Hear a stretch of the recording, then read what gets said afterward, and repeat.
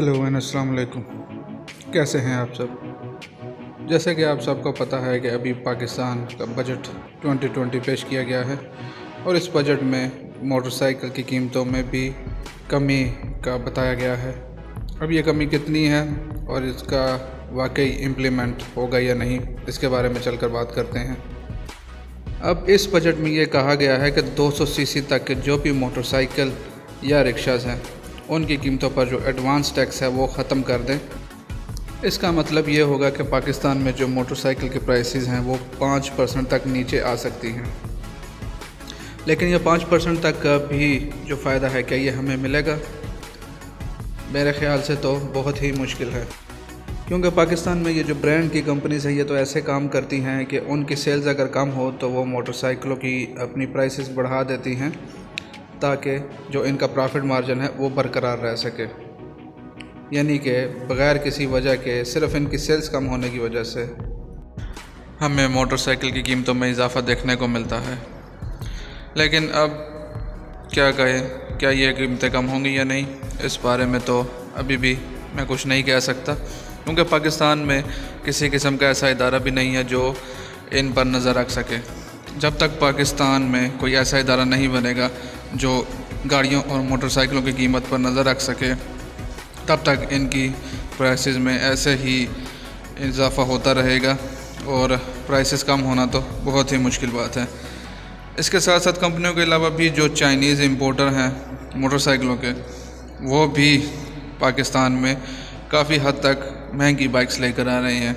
उनके कहने के मुताबिक तो ये बाइक्स काफ़ी सस्ती हैं, लेकिन हमें और आपको पता है जैसे इन बाइक्स की कंपनीज रेट बढ़ाती हैं, वैसे ही ये जो शोरूम वाले हजरात हैं जो बाइक्स इंपोर्ट करते हैं चाइनीज़ रेप्लिकास, इनकी प्राइसेस में भी खुद ब खुद इजाफ़ा होता चला जाता है।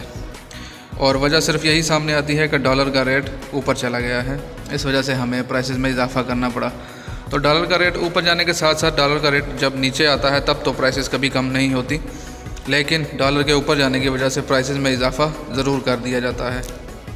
इस वक्त पाकिस्तानी इंडस्ट्री में इलेक्ट्रिक बाइक्स में भी रुझान जो है वो बढ़ रहा है और इलेक्ट्रिक बाइक्स की भी डिफरेंट कंपनीज पाकिस्तान में, कुछ लोकल और कुछ चाइनीज़ मॉडल्स भी पाकिस्तान में देखने में मिल रहे हैं। लेकिन प्रॉब्लम यह है कि उनके स्पेयर पार्ट्स की अवेलेबिलिटी पर अभी भी सवालिया निशान है कि क्या उनके स्पेयर पार्ट्स अवेलेबल होंगे।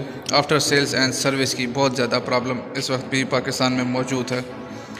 अगर ब्रांड में देखा जाए तो ब्रांड में सिर्फ होंडा और यामाहा अभी फ़िलहाल ऐसी कंपनीज हैं जिनके पार्ट्स की कुछ इजीली अवेलेबिलिटी आपको मिल जाती है, यानी पार्ट्स आपको आसानी से मिल जाते हैं।